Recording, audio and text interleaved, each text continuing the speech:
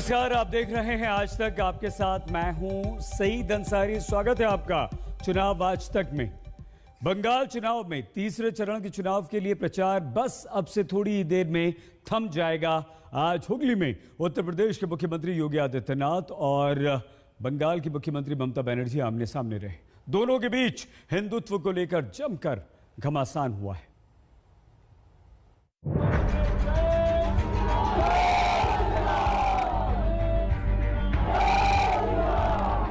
बंगाल चुनाव में हिंदुत्व की हुंकार।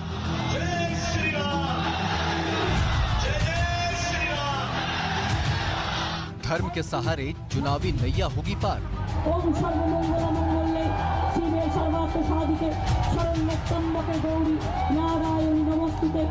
बंटवारे का डर, मुसलमानों पर भी ममता की नजर।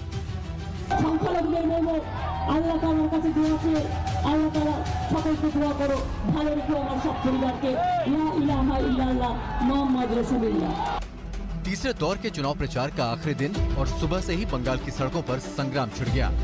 हुगली में ममता बनर्जी और यूपी के सीएम योगी आदित्यनाथ आमने सामने हो गए। एक तरफ योगी बंगाल की जनता को अयोध्या और मथुरा का धार्मिक संदेश चुनावी बोली में समझा रहे थे, तो दूसरी तरफ ममता जनता के बीच चुनावी फुटबॉल उछालकर खेला होबे की हुंकार भर रही थीं। बंगाल चुनाव में बीजेपी अपने चिरपरिचित अंदाज में ममता को घेर रही है, तो चक्रव्यूह तोड़ने के लिए ममता ने भी बीजेपी के ही दांव हथिया लिए हैं।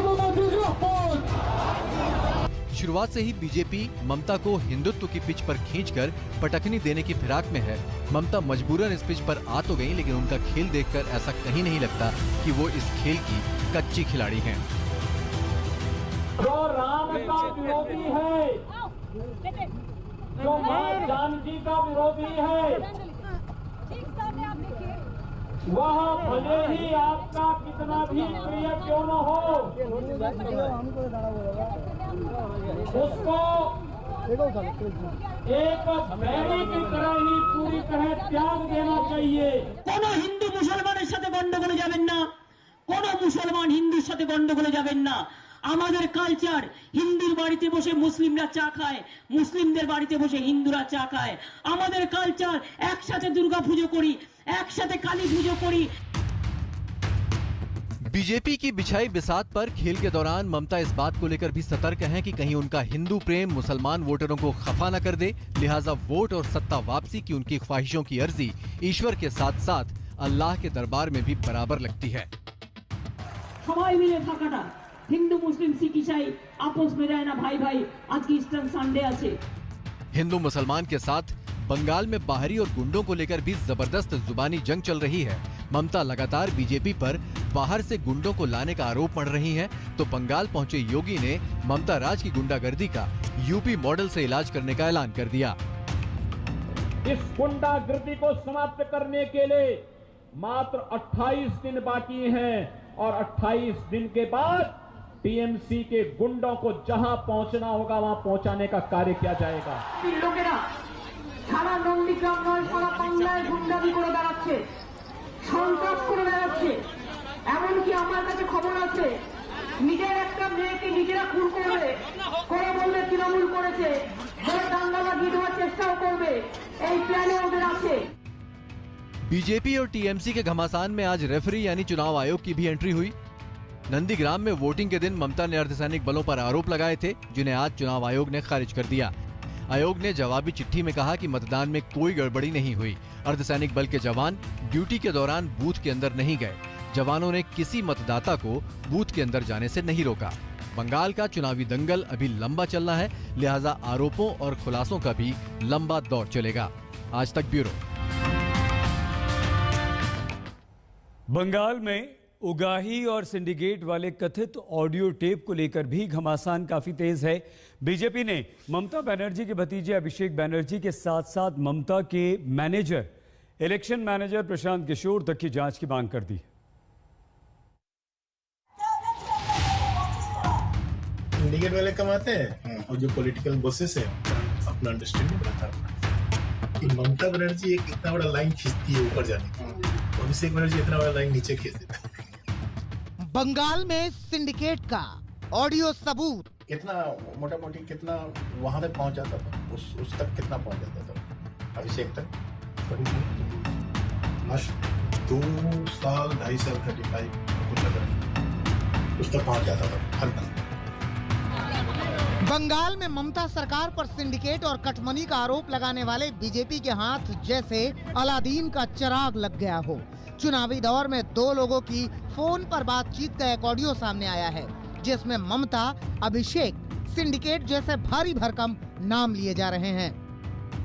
उसका जो ऑडियो खुलासा हुआ उसमें इस जो बिग करप्शन है ये पूरा बंगाल की और इंडिया की सबके सामने आया है।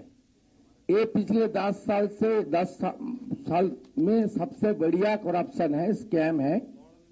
कम से कम 900 करोड़ रुपया सीधा सीधा भातीजा का पास चला गया है। बीजेपी का आरोप है कि कटमनी और उगाही का ये पैसा बंगाल में ममता के प्रचार अभियान तक पहुंच रहा है। मांग की जा रही है कि प्रशांत किशोर की भी जांच होनी चाहिए। उसका रुपया भी एक कोल और गाय तस्करी से पेमेंट हुआ, यह हम लोग का एलिगेशन है। इसको भी जांच होना चाहिए। जो एक एजेंसी जो पूरा के पूरा 1.5 साल से टीएमसी का पूरा कैंपेनिंग ऑर्गेनाइज कर रहा है, उसका रुपया भी इस तरीके से गया। दावा किया जा रहा है कि ऑडियो टेप में कोयला तस्करी के आरोपी अनूप मांझी के करीबी गणेश बागड़िया और एक सरकारी अफसर के बीच बातचीत हो रही है। हालांकि आज तक इस टेप की सच्चाई की पुष्टि नहीं करता। आज तक ब्यूरो। तो बंगाल में तीसरे दौर के चुनाव के पहले कोलकाता के मशहूर दक्षिणेश्वर मंदिर में पूजा के लिए केंद्रीय मंत्री धर्मेंद्र प्रधान पहुंचे और धर्मेंद्र प्रधान से खास बातचीत की है हमारी साथी चित्रा ने। कोलकाता में दक्षिणेश्वर काली मंदिर परिसर में इस वक्त मेरी मौजूदगी है। धर्मेंद्र प्रधान जी माता काली के दर्शन करके यहां पर लौट कर आ रहे हैं और अब 2 चरणों के चुनाव संपन्न होने के बाद 6 चरणों के लिए बीजेपी पूरा जोर लगा रही है। मां काली का आशीर्वाद मिलेगा? मां काली के आशीर्वाद सदैव बंगाल की जनता के ऊपर है, देश की जनता के ऊपर है।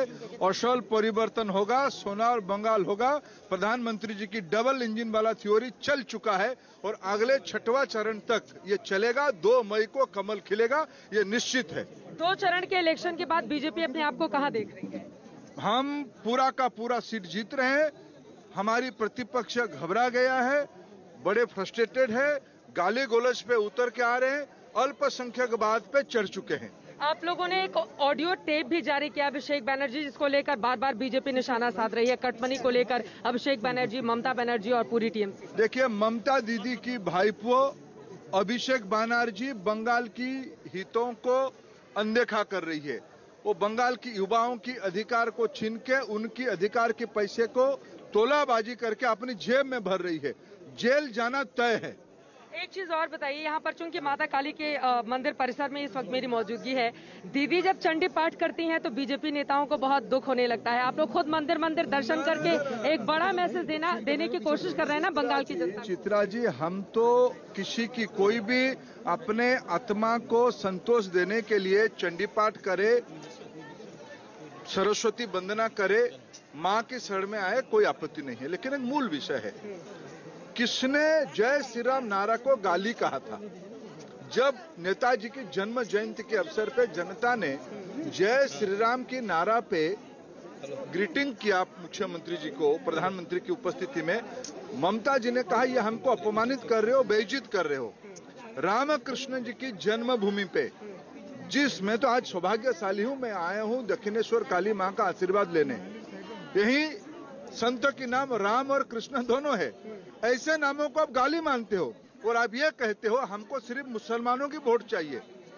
मैं तो दीदी को ये अनुरोध किया हूं, नंदीग्राम में भी किया हूं, दीदी चुनाव हार जाओगी, हारना तय है, जय जगन्नाथ आपको कहना पड़ेगा। अब जय जगन्नाथ कहिए, पूरी में आके आप विश्राम करें, हम उसकी चिंता करेंगे। पूरी बुला रहे हैं आप ओडिशा? बिल्कुल, आप आइए। बंगाल की सब जनता जगन्नाथ जी के भक्त होते हैं, वो आए, पूरी में दर्शन करे और भगवान की शरण में रहे। वो भी जय जगन्नाथ भी बोले।